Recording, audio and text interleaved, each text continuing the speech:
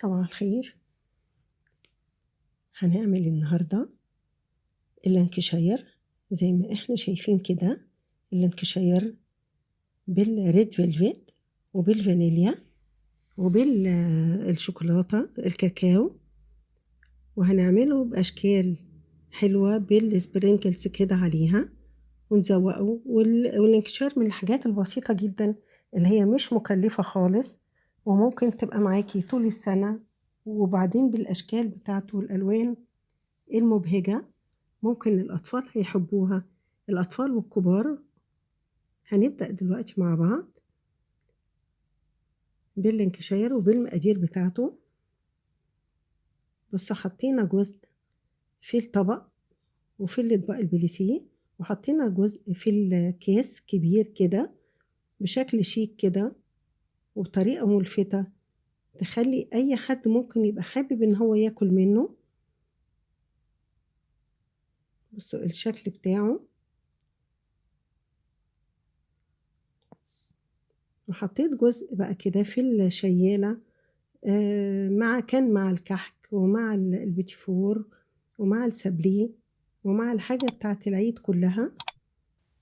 وهنبدأ دلوقتي مع بعض بالمقادير، مقادير بسيطة وممكن أي حد ممكن يعملها مع بعض دلوقتي. أول حاجة هنبدأ بيها، معانا كوباية زبدة. الزبدة بنعاير كل حاجة بكوباية واحدة، اللي هي المج بتاع الشاي اللي هو متوفر في كل بيت. مج زبدة تكون خارجة من التلاجة. ومعانا كوباية إلا ربع سكر، وكوباية إلا ربع نشا أو كورن فلاور، ومعانا بيضتين، ومعانا معلقة صغيرة بيكنج باودر. هنبدأ دلوقتي نضرب المكونات.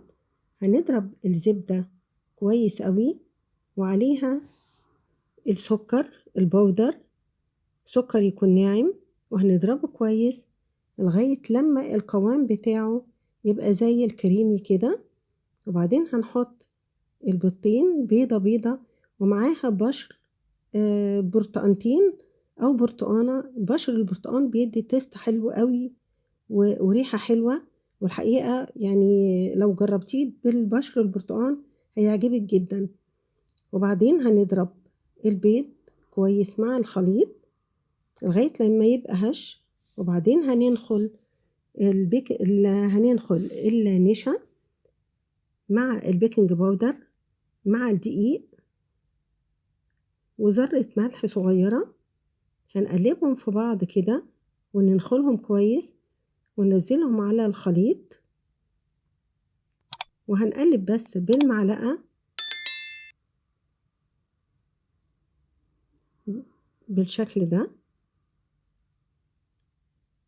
انا مش حاطه كل الدقيق علشان انا هخلي شويه تكون لسه طريه عشان احط فيها جزء من الكاكاو وجزء باللون الاحمر الغذائي، تبقى بالريد فيلفت زي ما احنا شايفين كده.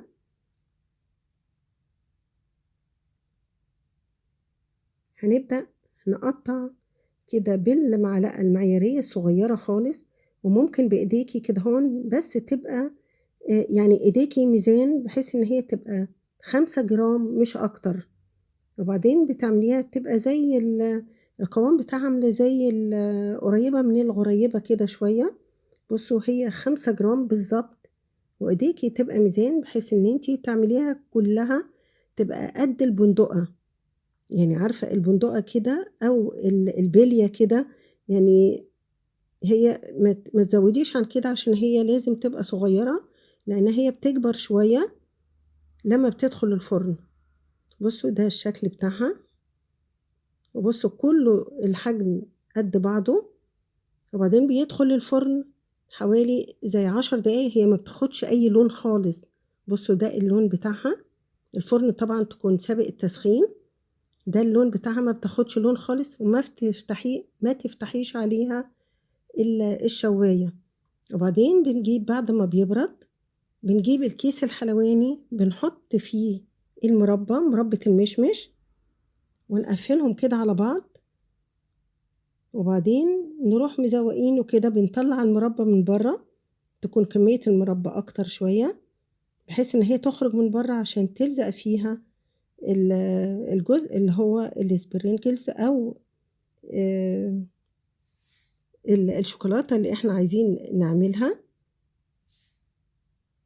دي الشوكولاتة اللي هي الفورماسيل. وبعدين هنحط بالكيس الحلواني برضو الشوكولاتة السايحة، حطيناها في الميكروويف عشان تبقى سايحة، حطيناها في الكيس الحلواني برضو بالشكل ده. وبعدين نعملها برضو حوالين الانكشاير كده بالفورماسيل. بصوا حطيناها بعد كده في الأطباق البليسيه وفي العلبة كده بطريقة شيك، وممكن تقدميها كده وشكلها شيك قوي، وطبعا الطعم خطير وريحتها فظيعة، ريحتها حلوة جدا. وممكن نحطها في البولة الإزاز أو كاس إزاز بالشكل الشيك دون، وحلوة جدا. ولو عجبكم الفيديو ما تنسوش تعملوا اشتراك في القناة ولايك وشير عشان يوصلكم كل جديد أنا بنزله، وتقولوا لي رأيكم في الكومنتات لما تجربوها. وإلى اللقاء في فيديو جديد.